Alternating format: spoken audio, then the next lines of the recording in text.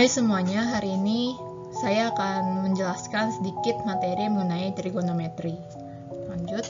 Dalam hari ini ada beberapa hal materi yang akan saya bahas, yaitu tentang perbandingan trigonometri sudut berelasi, identitas trigonometri, aturan sinus dan kosinus, grafik fungsi sinus, kosinus, dan tangan, dan masalah yang melibatkan trigonometri. Kita masuk ke yang pertama ya, yaitu tentang perbandingan trigonometri. Sebelumnya, singkatnya itu trigonometri ini apa sih? Jadi trigonometri itu dibagi jadi dua kata, yaitu ada kata tri yang artinya segitiga dan metri yang artinya adalah pengukuran. Jadi kalau kedua kata itu digabung jadi trigonometri, artinya trigonometri itu adalah ilmu yang mempelajari tentang perbandingan atau rasio dari sisi segitiga siku-siku. Dasarnya trigonometri itu adalah Pitagoras. Jadi contohnya di sini ada garis A ke B itu nilainya 3, B ke C itu nilainya 4. Terus nilai A ke C-nya berapa? Ini jawabannya udah pasti 5. Karena rumus Pitagoras itu adalah AC kuadrat sama dengan AB kuadrat ditambah BC kuadrat. Jadinya 3 kuadrat ditambah 4 kuadrat. Hasilnya nanti dapat akar 25. Akar 25 itu berapa? Itu 5. Nah, dari Pitagoras inilah yang kemudian menjadi dasar dari trigonometri yang ngelahirin fungsi-fungsi dasar trigonometri. Oh ya, garis AC ini biasa juga orang sebutnya itu sebagai garis hipotenusa. Lanjut ke dasar trigonometri. Jadi di sini ya saya sudah memberikan keterangannya ya, kalau theta ini nilainya artinya sudut, kalau D ini artinya depan, sa itu samping, mi itu miring. Jadi sesuai dengan gambar yang tadi atau contoh gambaran tadi, nilai 3 itu adalah sisi depan dari si sudut theta. Sedangkan nilai 4 ini adalah sisi samping dari si sudut theta. Nilai 5 itu sisi miring dari si sudut theta. Jadi dari sinilah lahir sinus, kosinus, dan tangan. Sinus itu apa sih sinus theta? Sinus theta itu nilainya depan per miring. Depan per miring dari sudut tetanya. Depannya sudut theta ini siapa sih? 3. Sisi miring dari sudut tetanya itu siapa? 5. Jadinya sin theta itu 3 per 5. Terus kalau cos theta itu sami, sa per miring. Jadinya samping per miring. Sisi samping dari sudut theta ini nilainya 4. Sisi miring dari sudut theta itu 5. Jadinya 4 per 5. Nah, kalau tan theta itu adalah desa, depan per samping. Depannya sisi theta itu siapa? 3. Sisi sampingnya sudut theta ini siapa? Itu 4. Jadi 3 per 4. Nah, dari sinus, kosinus, tangan ini nanti muncul juga nih kosek, sek, dan kotan. Singkatnya, kosek, sek, dan kotan itu hanyalah kebalikan dari nilai sin kostan itu sendiri. Jadi contohnya di sini misalnya kosek theta. Kosek theta itu adalah miring per depan. Berarti itu kebalikan dari nilai sin theta yang nilainya 3 per 5. Kalau kosek itu karena dia miring per depan, jadinya miring per depan, berarti 5 per 3. Terus kalau sek theta itu adalah miring per samping, kebalikan dari cos yang samping per miring. Jadinya miring per samping 5 per 4. Terus kalau misalnya yang cot theta itu adalah samping per depan, kebalikan dari tan theta yang depan per samping. Karena samping per depan berarti 4 per 3. Tuh.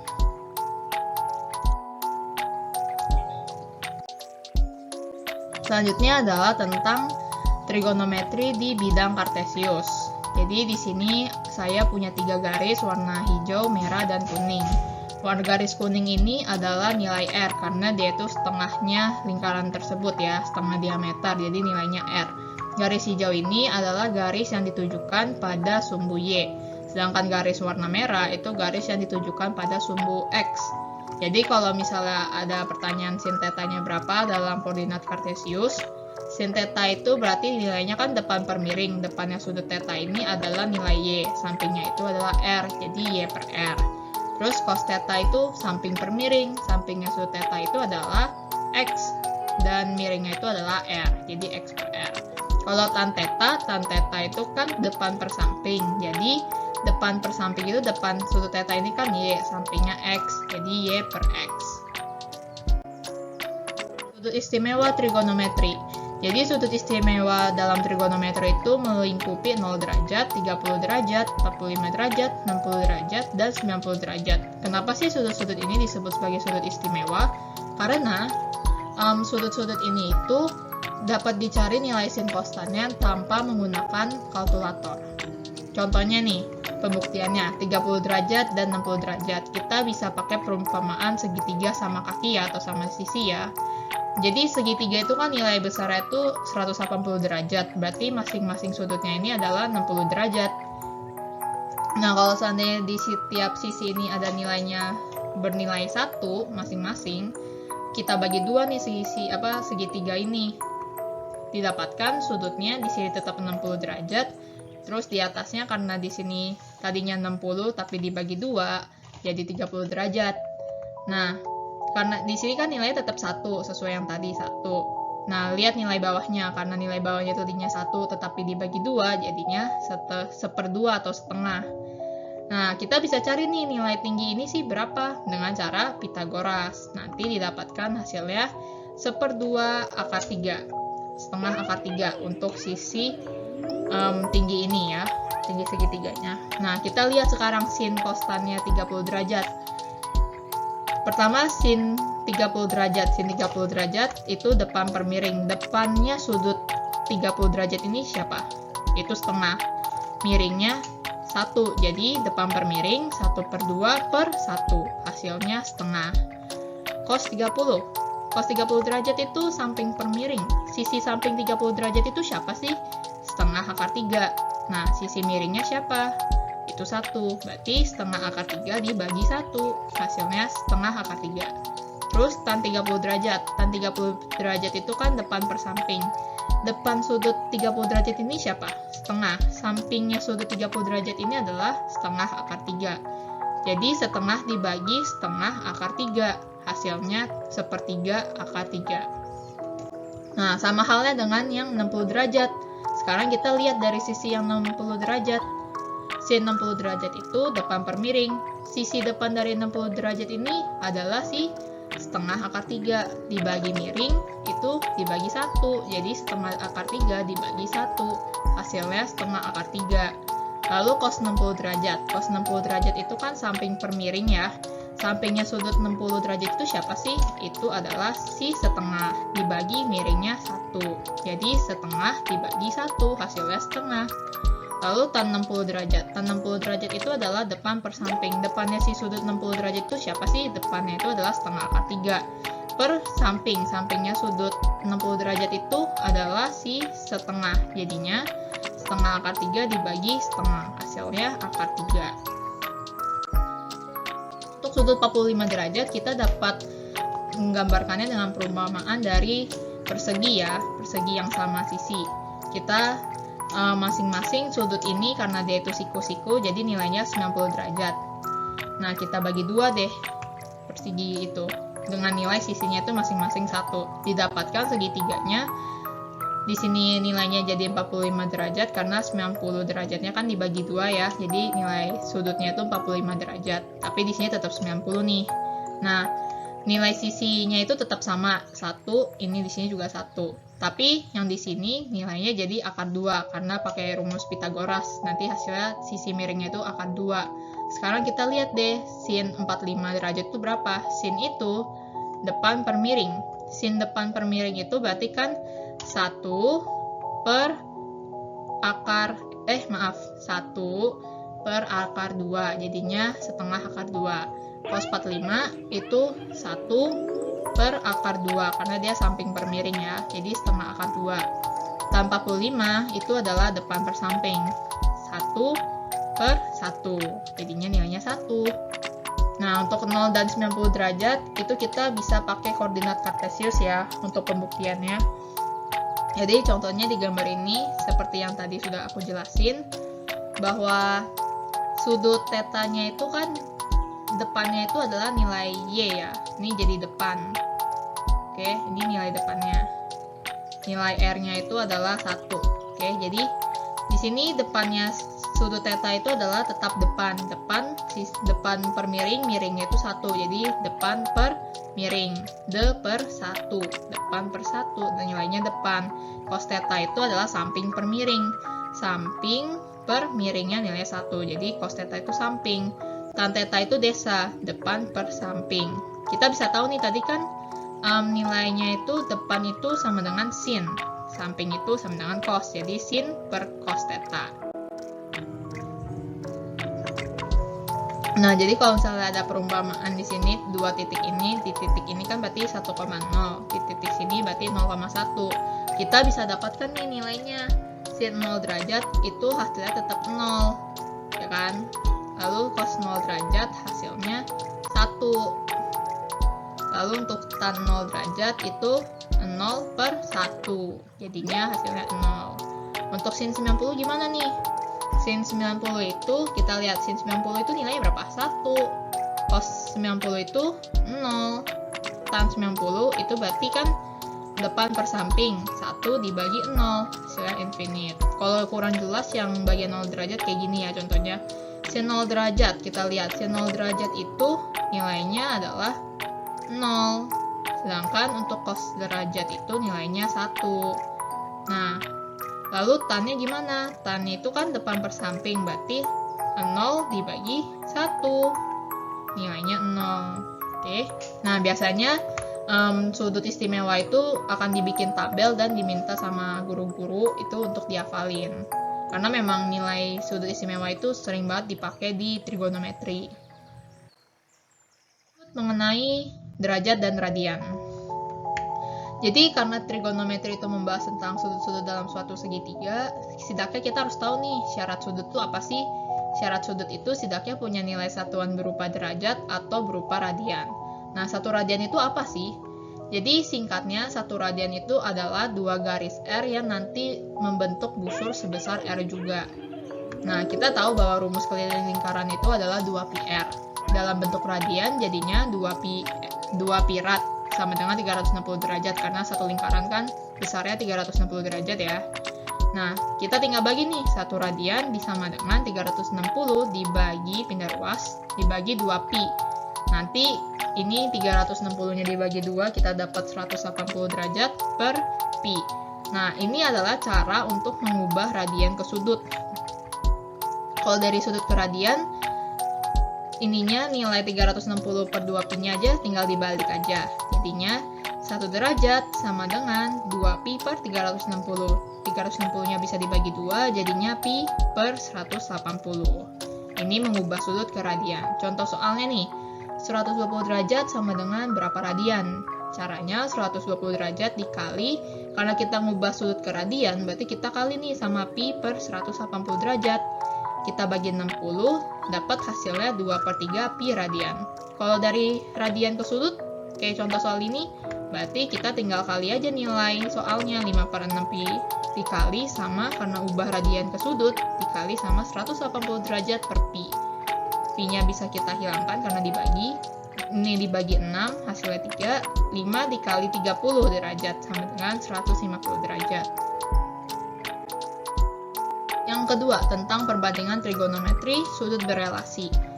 Ini dalam trigonometri itu besar sudut dari 0 derajat sampai 90 derajat secara umum ya, itu kan disebutnya sebagai sudut lancip. Tapi trigonometri itu gak membahas cuma dari 0 sampai 90 derajat aja nih, tapi dari 0 sampai 360 derajat. Oke, kita mulai ya.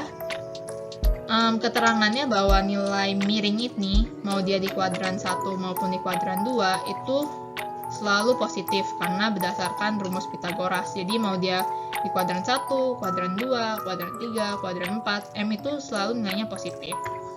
Nah, kita mulai di kuadran 1. Di kuadran 1, ini sin tetanya berapa? Berarti sin teta itu depan per miring. Depannya itu Y, miringnya M, Y per M. Cos theta samping per miring. Samping per miring itu berarti X per M. Tan tetanya depan per samping gimana? Berarti ya Y per sampingnya X, berarti Y per X. Nah, kita coba di kuadran 2 ya.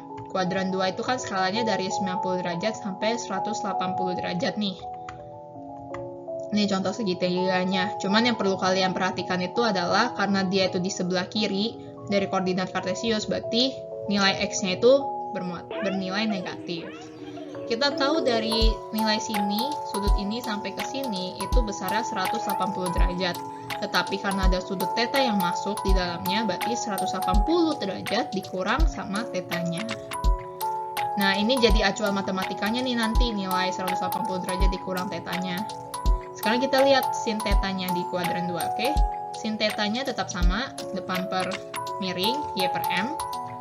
Jadi nilainya tetap sin teta, positif ya. Cos tetanya, samping per miring, min X per miringnya, M. Jadinya min cos teta.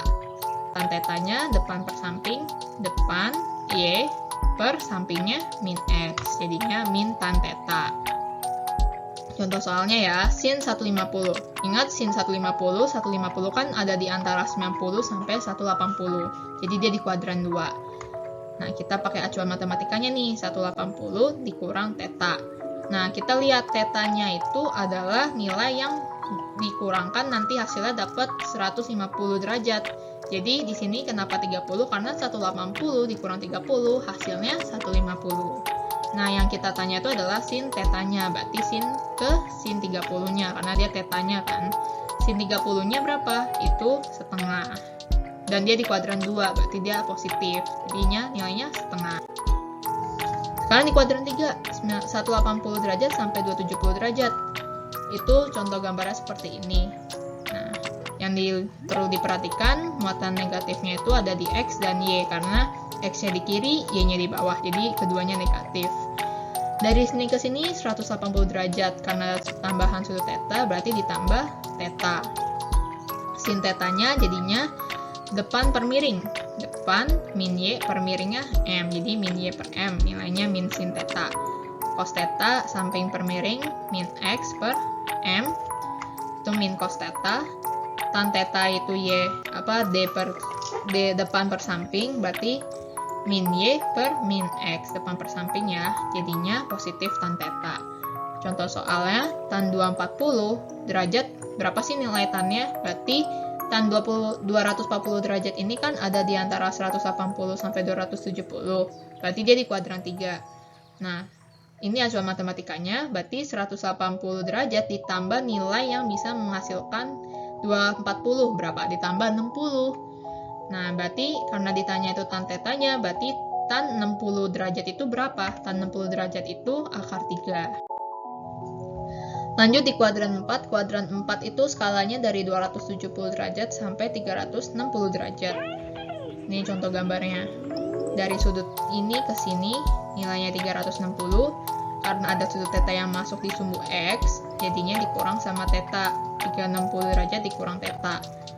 Nah, yang negatif kan berarti Y-nya aja, karena dia di bawah. Sin tetanya, depan per miring, berarti min Y per M, min sin teta. Cos tetanya sama dengan samping per miring, samping X per miring, M, X per M, nilainya jadi cos teta. Tan tetanya gimana? Depan per samping, depannya sudut teta siapa? Si min Y. Nah, sampingnya si X, jadi min Y per X sama dengan min tan teta. Contoh soalnya, tan 315, berarti 360 dikurang 45 derajat untuk hasilin 315. Tan tetanya, tan 45-nya berapa nih? Tan 45 derajat. Itu 1. Tapi perlu dilihat bahwa di sini kan 315 masuk di kuadran 4 ya. Skala 270 derajat sampai 360 derajat, di mana nilai di kuadran 4 itu nilai tannya itu adalah negatif. Jadi kalian hasilnya jadi negatif, min 1.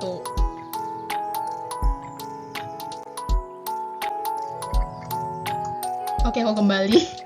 Lanjut ke sini ya, tentang perbandingan trigonometri. Jadi kita bisa tahu nih, kalau di kuadran 1 nilai sin cos tan itu nilainya itu positif. Kalau di kuadran 2 yang nilainya positif itu cuman sin tetanya aja. Kalau di kuadran 3 yang nilainya positif cuman tan tetanya aja. Dan di kuadran 4 yang nilainya positif itu cos tetanya aja. Nah, pertanyaan itu kan dari tadi yang sebelumnya itu saya cuma bahas untuk sudut teta yang beracuan di sumbu X, yaitu 0 derajat, 180 derajat, dan 360 derajat. Gimana kalau acuan dari sudut tetanya itu di Y, di sumbu Y, yaitu nilainya 90 derajat dan 270 derajat. Oke. Prinsipnya itu sama aja, cuman ada perubahan pada nilai sin cos tan-nya, di mana sin itu menjadi cos, dan cos menjadi sin, dan tan menjadi cot. Kok bisa gitu? Jadi kita lihat ya di kuadran 1 nih. dari sini ke sini nilainya 90 derajat. Tapi karena ada sudut theta yang masuk, jadi 90 derajat dikurang sama nilai tetanya. Sin theta itu Y per M, atau depan per miring, ya kan? Nah, sekarang kita lihat depannya sudut theta itu siapa sih? Depannya sudut theta itu adalah si X, si sumbu X, dan sampingnya itu adalah si Y. Makanya di sini sin itu jadi X per M, karena X per M itu kan berarti nilainya itu depan per miring kan. Depannya sudut theta ini si X, miringnya sudut theta ini ya tetap M. Jadi X per M. Nah, nilai X per M itu adalah nilai dari cos theta. Terus kalau misalnya kita lihat nih, cos theta itu sami, samping per miring. Sampingnya sudut theta siapa? Sampingnya itu adalah si Y, miringnya tetap M. Jadi Y per M. Nilai Y per M itu adalah nilai dari sin theta. Jadinya cos itu menjadi sin theta. Nah, kalau yang tan theta itu kan depan per samping, desa ya. Depannya sudut theta ini siapa sih? Depannya sudut theta itu adalah si X, sampingnya itu Y. Jadi X per Y. Nah, X per Y itu adalah kebalikan dari tan theta. Jadi nilainya cot theta, karena cot theta itu kan kebalikan dari tan theta. Di kuadran 2, di kuadran 2, 90 derajat ditambah sudut tetanya. Jadi 90 ditambah theta. Di sini di kuadran 2 tetap sama, nilai sin konstannya berubah, tetap sama pada sesuai dengan kuadran 1, tetapi yang bermuatan positif hanya sinnya aja. Sinnya jadi cos. Kalau di kuadran 3 itu dari 270 derajat, dari sini ke sini 270 dikurang sama tetanya. Nah, kalau di kuadran 3 itu yang bernilai positif hanya tannya aja, jadi tan tetanya jadi cot theta. Kalau di kuadran 4 itu 370 derajat ditambah theta, karena dari sini ke sini kan 270 derajat nih, tapi ada sudut theta tambahan, berarti ditambah sudut tetanya. Itu yang bermuatan bernilai positif itu cosnya aja, jadi cosnya itu jadi sin theta, sisanya negatif. Lanjut tentang identitas trigonometri. Jadi dalam trigonometri itu kita kan akan belajar Pythagoras yang sebelum udah saya jelasin. Jadi kalau misalnya contoh segitiganya kayak gini, berarti nilai sin tetanya itu adalah ya depan per samping, A per C. Cos tetanya jadi samping per miring, B per C. Tan tetanya itu depan per samping, jadi A per B. Nah, cosec sekotnya hanya kebalikan dari sin konstannya aja. Nah, kalau rumus Pythagoras gimana sih? Rumus Pythagoras itu kan berarti C kuadrat sama dengan A kuadrat ditambah B kuadrat. Nah, tanpa disadari sebenarnya identitas trigonometri itu dapat didapatkan dari turunan Pythagoras. Nih, contohnya nih. Kalau seandainya persamaan ini kita bagi sama C, berarti kan A per C kuadrat ditambah B per C kuadrat sama dengan C per C kuadrat. Ini A per C itu adalah sin theta, tapi karena ada kuadrat jadi sin kuadrat theta. B per C cos, benar, cos kuadrat theta. C per C kan nilainya jadi 1 ya, karena dibagi. Terus dikuadratin 1 kuadrat ya tetap 1. Nah, ini jadi persamaan pertama nih, sin kuadrat theta ditambah cos kuadrat theta sama dengan 1. Kalau persamaan Pythagorasnya kita bagi B, A per B kuadrat ditambah B per B kuadrat sama dengan C per B kuadrat. Hasilnya A per B itu siapa? Itu tan kuadrat theta. B per B itu nilainya 1. C per B itu adalah si sec theta. Jadinya tan kuadrat theta ditambah 1 sama dengan sec kuadrat theta. Kalau dibagi A persamaannya, kalau dibagi A berarti A per A kuadrat ditambah B per A kuadrat sama dengan C per A kuadrat. A per A kuadrat nilainya 1, B per A itu adalah si cot theta, jadi cot kuadrat theta sama dengan C per A. C per A itu cosec ya, berarti cosec kuadrat theta. Ini persamaan yang ketiga. Tapi ada juga pengembangan persamaan yang lain. Di sini aku langsung masukin aja contoh nilai-nilai persamaan rumusnya ya. Ada sin theta ditambah cosec theta sama dengan 1. Ini kita bisa pindah ruas. Jadi cosec theta itu adalah 1, pindah ruas ke sini dibagi sin theta. Di sini cos theta ditambah sec theta sama dengan 1, kita bisa pindah ruas juga, berarti sec theta sama dengan 1 1 dibagi ke sini, pindah ruas, 1 per cos theta. Kalau tan theta ditambah cos theta sama dengan 1, pindah ruas juga bisa, jadi cot theta sama dengan 1 per tan theta. Contoh soal, 1 min sin theta per cos theta nilainya berapa? Kita lihat deh, 1 min sin theta ini mirip ya dengan persamaan yang sin kuadrat theta ditambah cos kuadrat theta sama dengan 1. Nah, gimana caranya kita bisa membuat 1 min sin theta itu menjadi cos kuadrat supaya dia bisa dibagi sama penyebutnya yaitu cos theta. Nah, caranya itu adalah dengan mengkalikan nilai 1 min sin theta dengan 1 plus sin theta. Kalau misalnya di atasnya dikali kayak gini, bawahnya juga harus sama nih perkaliannya. Nah, didapat nih 1 min sin kuadrat theta per cos kali ini seperti biasa ya, operasian kali biasa. 1 min sin kuadrat theta itu kan nilainya cos kuadrat theta. Jadi kita langsung ubah aja jadi cos kuadrat theta dan dibagi sama penyebutnya. Hasilnya cos kuadrat theta per 1 plus sin theta. Lanjut, materi keempat itu ada aturan sinus dan kosinus. Segitiga itu persamaannya itu adalah alfa plus beta plus gamma sama dengan 180 derajat. Jadi nilai segitiga itu kan sudutnya itu besarnya total 180 derajat. Masing-masingnya 60 derajat nih. Di sini 60, sini 60, sini 60. Terus untuk luas segitiga itu rumus umumnya kan setengah dikali alas dikali tinggi. Nah, dalam segitiga itu sendiri ada 3 jenis segitiga nih yang dibedakan karena besar sudutnya. Yaitu ada segitiga lancip, segitiga siku-siku, dan segitiga tumpul ya. Berarti sudut lancip, sudut siku-siku, sudut tumpul. Nah, yang lancip itu besar derajatnya itu 0 sampai 90 derajat. Kalau yang siku-siku pas nih membentuk sudut 90 derajat. Kalau yang tumpul itu besarnya dari 90 sampai 180 derajat. Nah, sekarang mengenai teorema Heron. Biasanya orang-orang kalau mau nyari nilai luas segitiga itu kan pakai rumus setengah dikali alas dikali tinggi. Cuman ada masalah ketika nilai tinggi dalam suatu segitiga itu sulit dicari. Contohnya di segitiga sembarang. Tingginya kan susah ya untuk cari nilai tinggi di segitiga sembarang. Nah, disinilah kita pakai ilmu teorema Heron. Nah, teorema Heron itu digagas oleh atau ditemukan oleh Bapak Heron, matematikawan yang dari kota Alexandria di kota Yunani ya. Dia yang nemuin tentang teorema Heron, di mana dia menemukan rumus lain untuk mencari luas segitiga, yaitu dengan cara akar S dikali S min A dikali S min B dikali S min C. Dengan syarat itu nilai kelilingnya, nilai S-nya itu adalah setengah dikali A plus B ditambah C. Tapi maaf, sepertinya di sini ada kekeliruan. Harusnya dengan syaratnya bukan kayak gini nih. Maaf ya, saya ganti dulu. Ini ganti ke pen. Oke, dengan syarat kalau nilai S ini adalah S sama dengan setengah dari keliling segitiga tersebut dikali keliling segitiga ya, aku tulis aja K segitiga, maksudnya itu keliling dari segitiga tersebut, yaitu A plus B plus C. Nah, ini syaratnya, dengan syarat bahwa nilai S itu adalah setengah dikali keliling segitiga tersebut. Ini salah ya, jangan diikutin, maaf. Oke.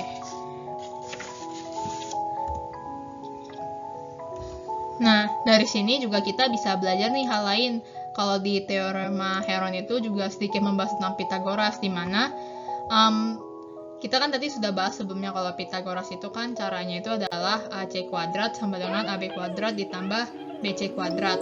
Nah, untuk mempermudahkan kita untuk mencari nilai Pythagoras itu, kita bisa menggunakan materi kesebangunan, di mana kita tuh seolah-olah tuh kayak membuat, jika dihadirkan di sini, misalnya ada soal nih, gambar dan skala segitiga siku-sikunya seperti ini, 33, 55, 44. Nah, mungkin kalau seandainya kita untuk nyari nilai AC-nya itu sebelum ini dikasih tahu ya, itu kan besar sekali ya angkanya untuk mengalikannya dan mencari nilai AC-nya. Jadi caranya itu adalah kita ini bikin segitiga dengan ukuran yang sama, dengan skala yang sama, cuma dengan ukuran yang lebih kecil. Jadi bisa aja nih dari segini besar 33 dan 44 ini kita kecilin ukurannya dengan skala yang sama, jadinya 3 sama 4. Nah, kalau udah 3 sama 4 ini kan gampang ya cari nilai AC-nya, berarti 5. Tuh, karena ini dibagi 11, berarti untuk ngubah ini tinggal dikali 11, jadi dapatnya 55. Biasanya banyak kok di internet yang kasih tahu nilai-nilai kesebangunan, jadi kita bisa langsung hafalin aja untuk mempermudah dan mempercepat waktu kita. Ini aku hapus dulu ya.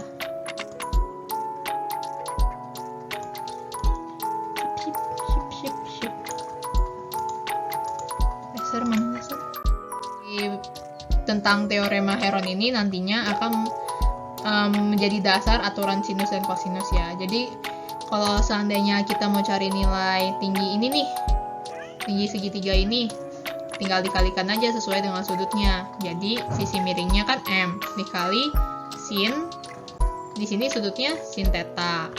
Terus kalau misalnya yang diketahui cuma nilai P alfa, cari tingginya nih kayak gimana caranya, itu bisa kita tinggal kalikan aja, berarti dikali P dikali sin alfa. Kalau misalnya diketahui hanya dikasih tahu sudutnya dan sisinya, jadi P dikali sin alfa untuk nyari nilai tingginya.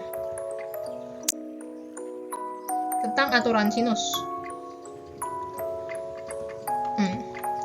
Nah, sama kayak tadi, kalau misalnya diketahui hanya sisi A, lalu diketahui sudut beta, untuk nyari nilai tingginya berapa sih? Caranya tinggal A dikali sin beta.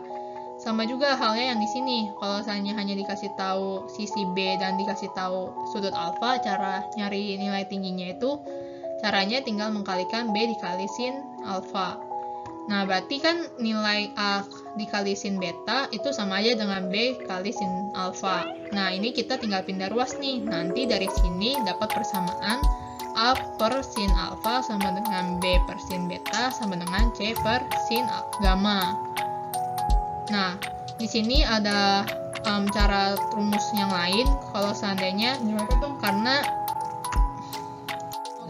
maaf ya, ada sedikit gangguan. Jadi kalau misalnya di sini kita dapat nih turunan rumusnya dari luas segitiga. Rumus luas segitiga kan setengah dikali alas dikali tinggi.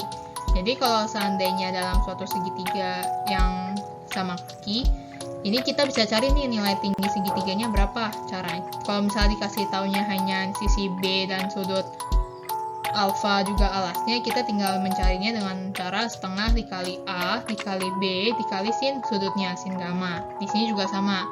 Kalau dikasih taunya hanya nilai C dan nilai A juga sudut betanya, kita dapat mencarinya dengan cara setengah dikali alfa dikali C dikali sin beta. Lalu untuk mencari nilai yang diketahui hanya sudut sisi C dan sisi B dan juga sudut alfa, caranya C dikali sin alfa. Ini untuk cari nilai tingginya ya. Berarti untuk mencari luasnya itu tinggal setengah dikali B dikali C dikali sin alfa.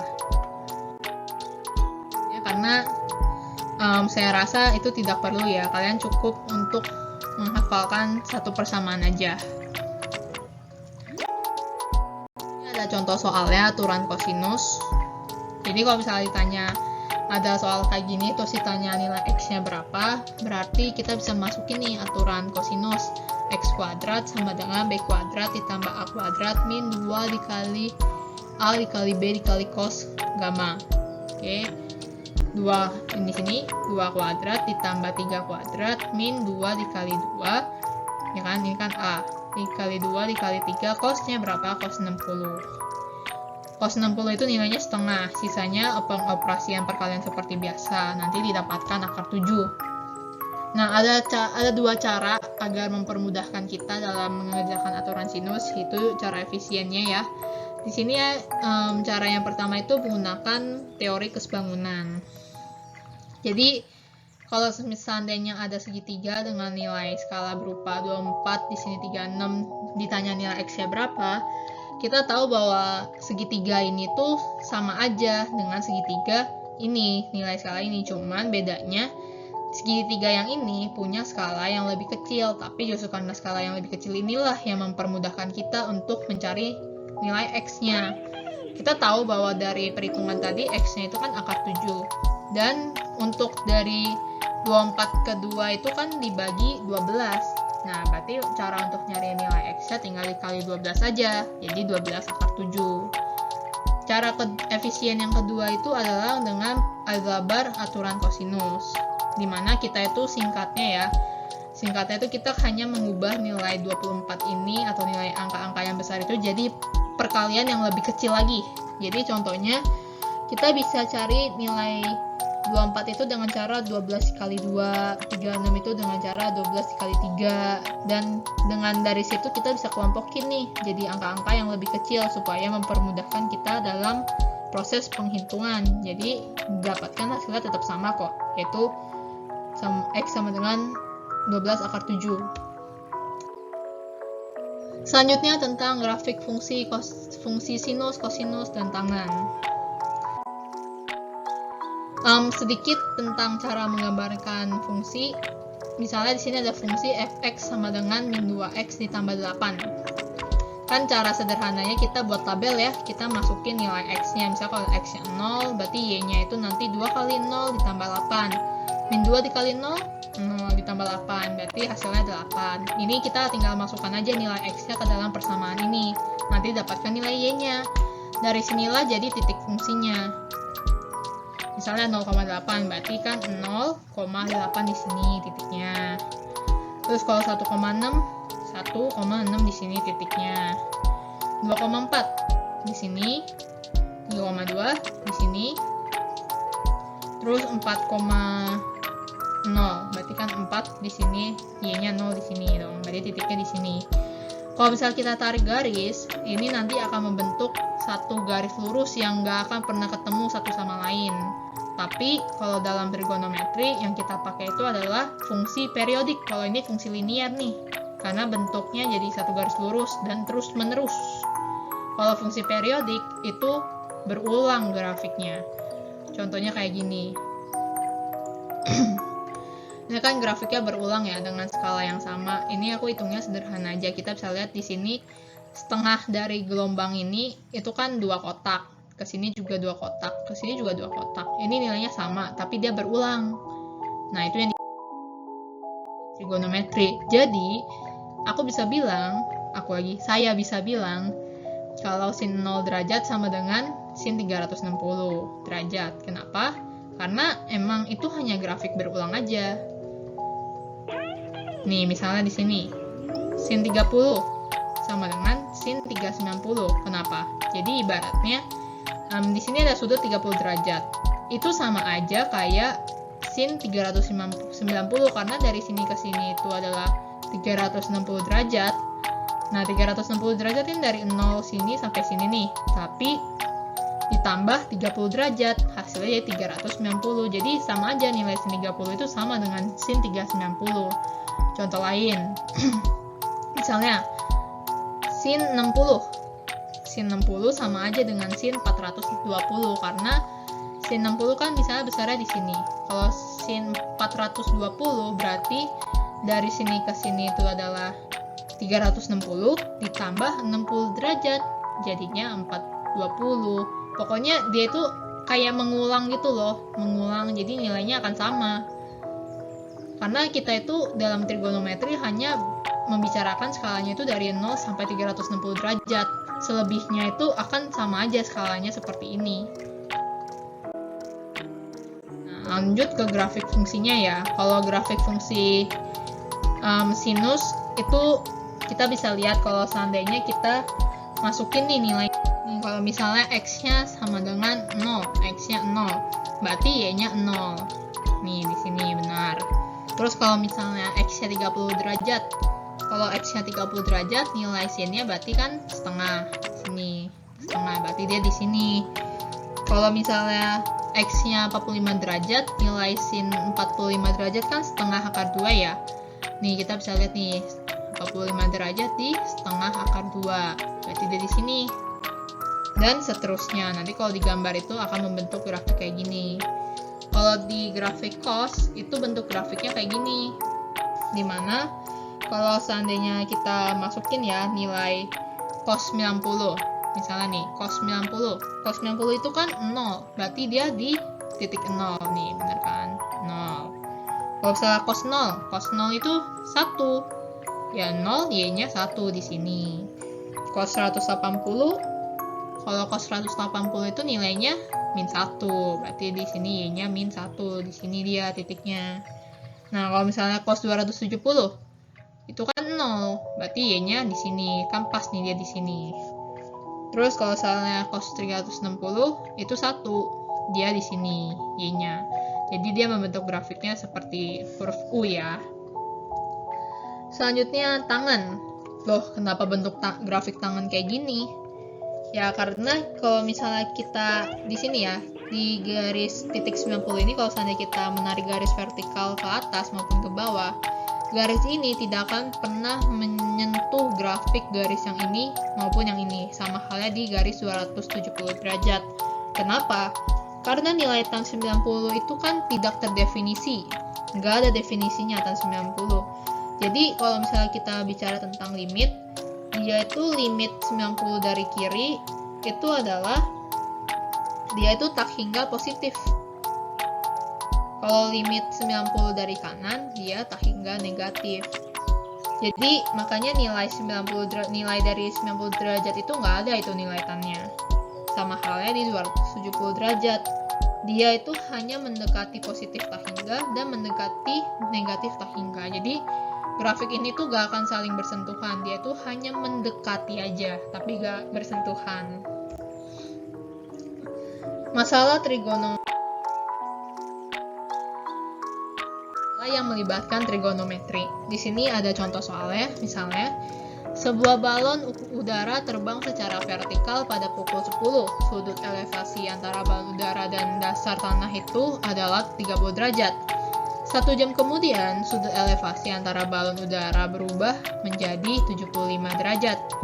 Jika jarak antara balon udara dan tempat pengukuran sudut sebelum balon udara terbang adalah 150 meter, berapa selisih ketinggian balon udara antara pukul 10 dan pukul 11? Jadi, kita lihat dulu yang diketahuinya tuh apa aja sih. Yang diketahui kan di pukul 10 sudut elevasinya itu 30 derajat.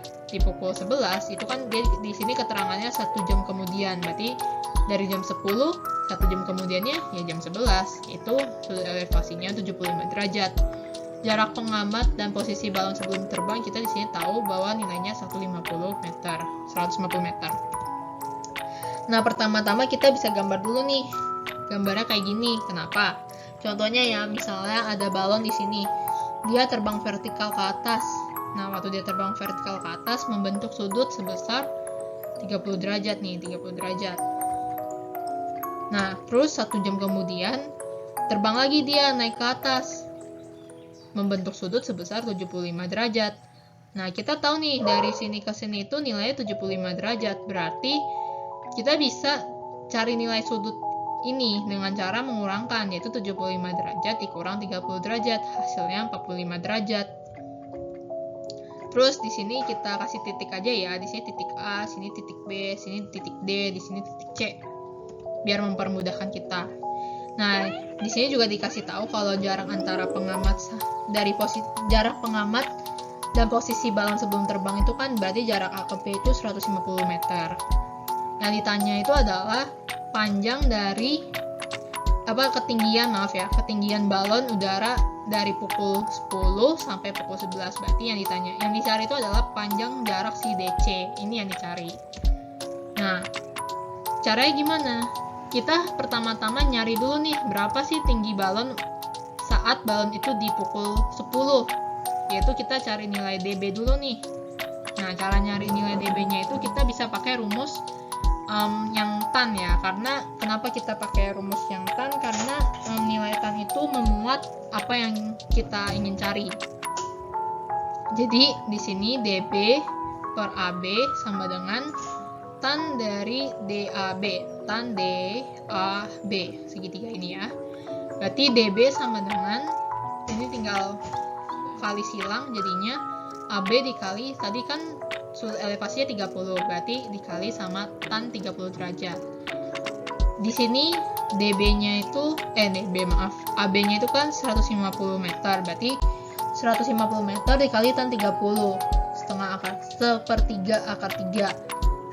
Ini sebenarnya bisa kita sederhanain jadi 50 akar 3, cuman untuk memudahkan proses penghitungan nanti, jadi di sini saya tidak menyederhanakannya.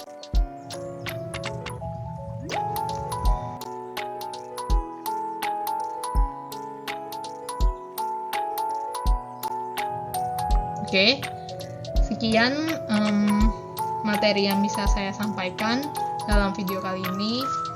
Semoga materi ini bisa bermanfaat untuk kalian yang menontonnya, dan makasih banget yang udah nonton sampai sini. Terus saya juga mau minta maaf atas kesalahan maupun adanya masalah yang tadi saya sampaikan itu ada kesalahan, kalian boleh komen juga. Ya, kasih.